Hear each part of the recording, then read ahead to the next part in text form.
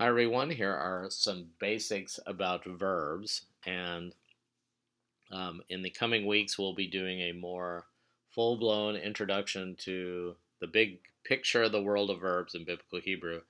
But I wanted to give you a few coming attractions, so this is just like your movie preview, a little bit of information to get you interested and get you moving on the transition from nouns to verbs in this class.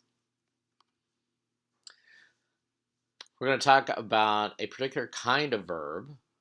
So verbs, of course, show action, but a particular kind of verb in Biblical Hebrew called the vav consecutive.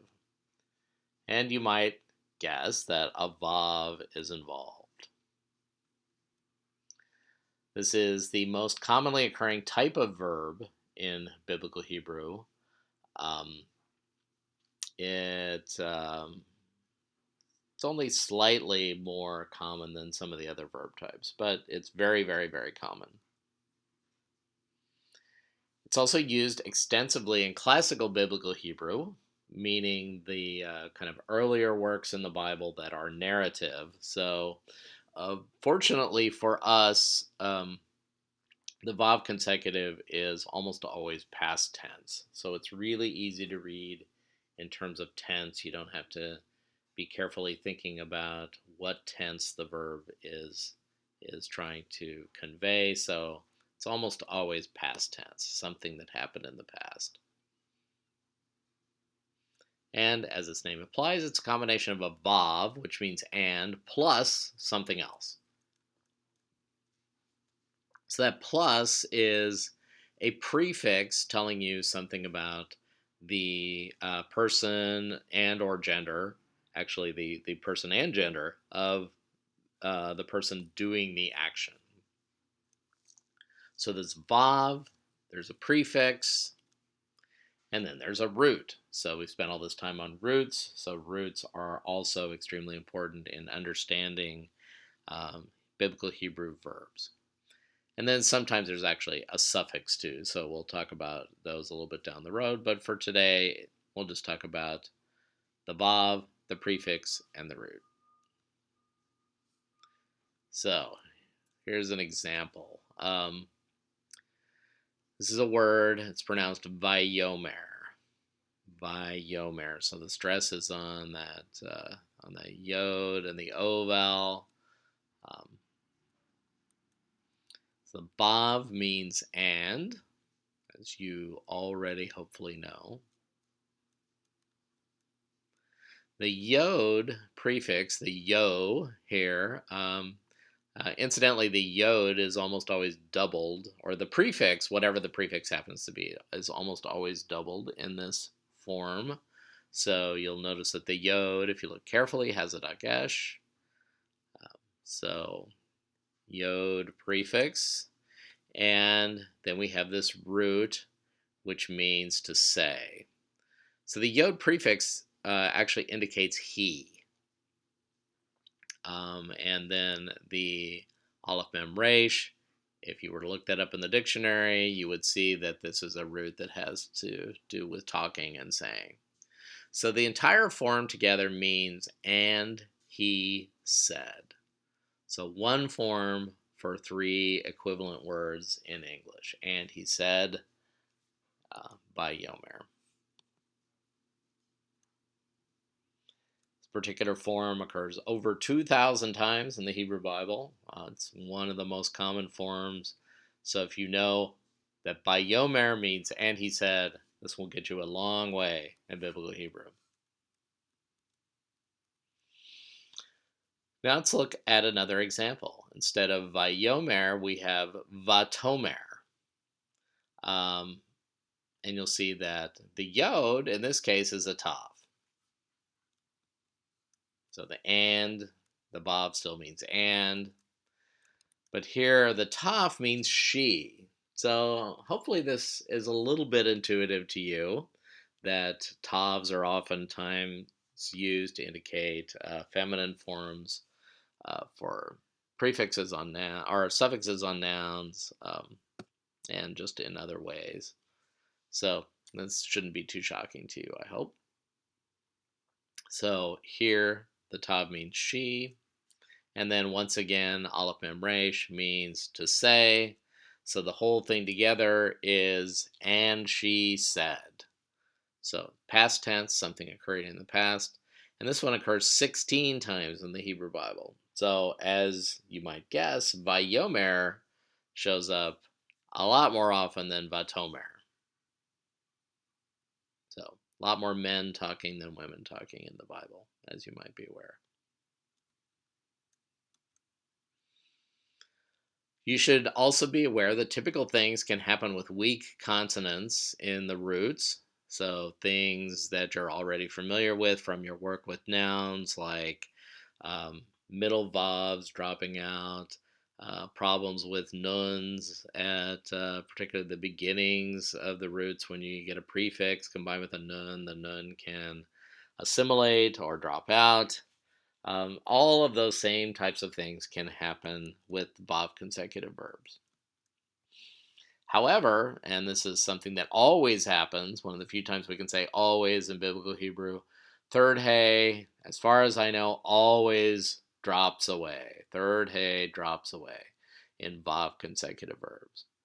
So if you see a Vav consecutive verb and you have the Vav and you have the prefix and then only two letters left and you know there have to be three there to make a root, um, the missing letter is probably a third hey. That should be one of your initial guesses as to what's going on. Now let's talk about another kind of verb, just another kind of verb. It's called the perfect verb. And as I joked to the class last week, this doesn't mean that these verbs are better than the other verbs. They aren't perfect where the other ones are defective. It's just a name for this particular type of verb. So instead of beginning with a vav or instead of beginning with a prefix, perfect verbs always begin with the root. But then they use suffixes to indicate person or gender. So kind of all the excitement happens at the end of the verb rather than having most of the excitement happening at the beginning of the verb. So here's a root, ayin, sin, hey, which is a very common root having to do with making or doing. You've already encountered this on your midterm, although I'm sure among all those other words you've forgotten about this already.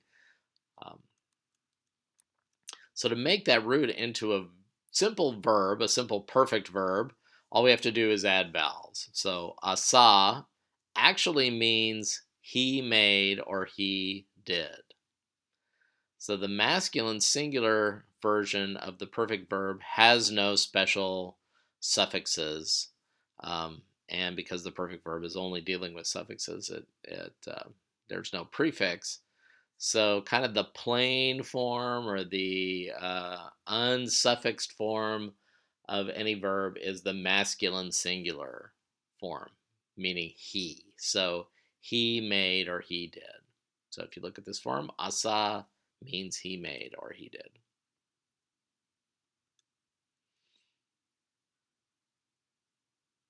So no suffix, he plus the verbal action. Hopefully that's clear.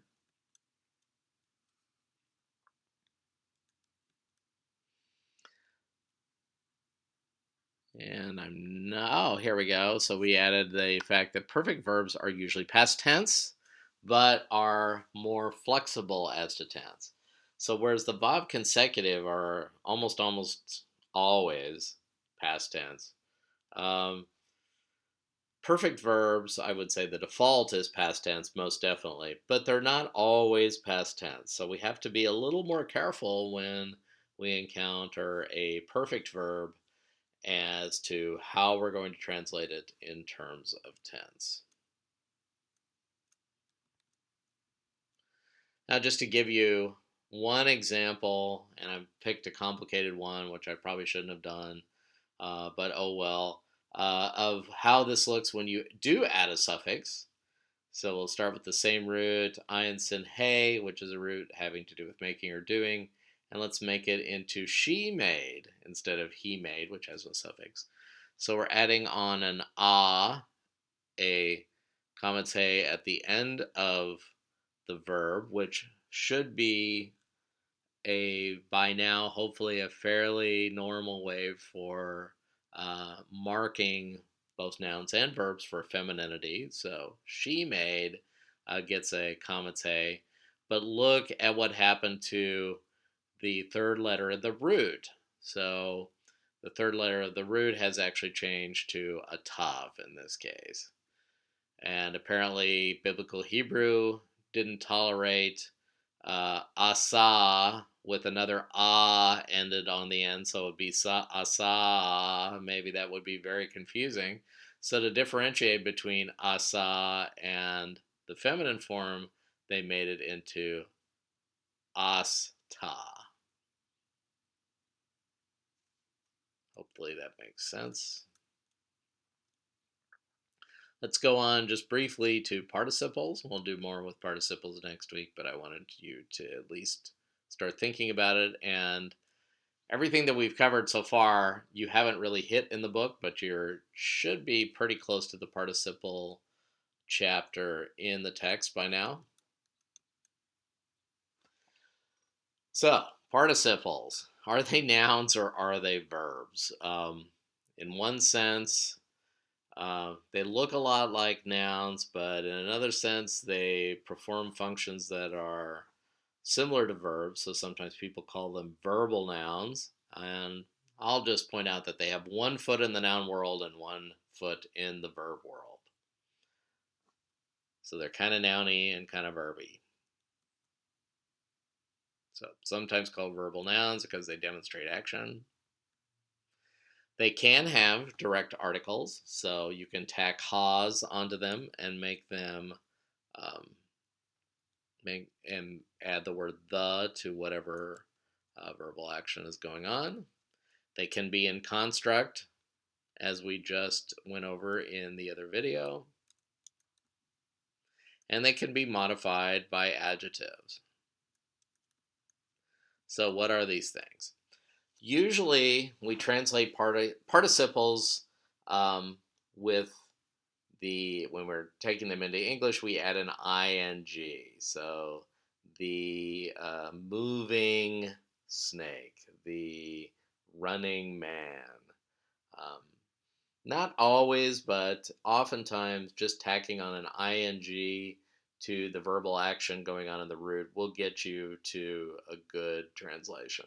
We'll probably hit some other cases where that doesn't exactly work, but most often it does work. So let's look at another example of just a root, natan. So nun, tav, nun, which is a root that means to give.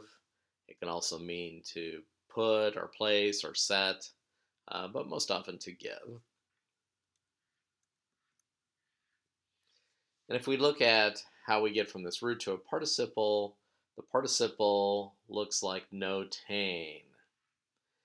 Now this is the form of the participle, that is, it has no prefixes or suffixes, no general marking, so it's the he form once again, the masculine singular form. So notain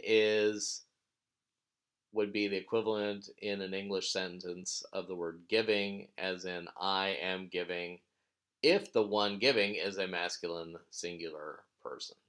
So the giving has to match the match the giver. It has to be the appropriate form for the giver in the sentence.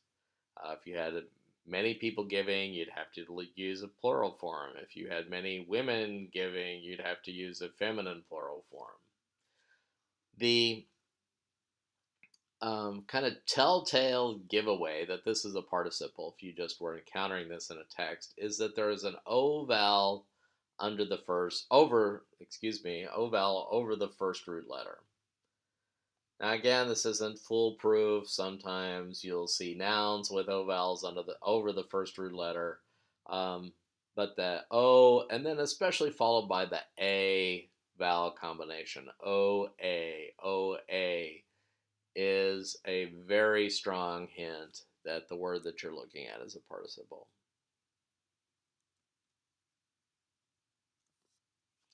So if there were more than one masculine person doing the giving, we are giving, you'd have to say something like note neem. Note neem. Again, we have the nice O vowel over the first root letter. The A becomes just becomes a schwa in this case, um, but note neem is the masculine plural form.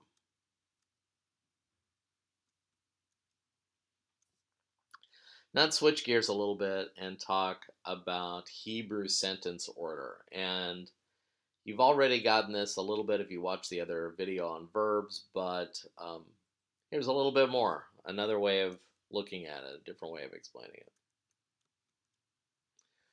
Biblical Hebrew sentences, not always, but tend to begin with verbs. This is very, very different from English. We're used to verbs, English sentences to begin with subject, then followed by verb, then followed by object, whereas biblical Hebrew sentences, by and large, begin with verbs, followed by subjects, and then objects. So, verbs first, then subjects, then the direct object or other information about the sentence. This is something you'll get used to pretty quickly, but it is something to be aware of as you're thinking about verbal action, and if you're just looking at a verse and it's starting off and you don't know what the how the verse is starting, guess verb, because um, that is a really good guess in biblical Hebrew. Anyway, this is just a slight little preview into the world of Hebrew verbs. Next week we'll do the full-fledged uh, kind of whole world big picture of Hebrew verbs, and then go back and start working on specific aspects of Hebrew verbs. So I hope you found this helpful, and hope you're having a good week. Thanks.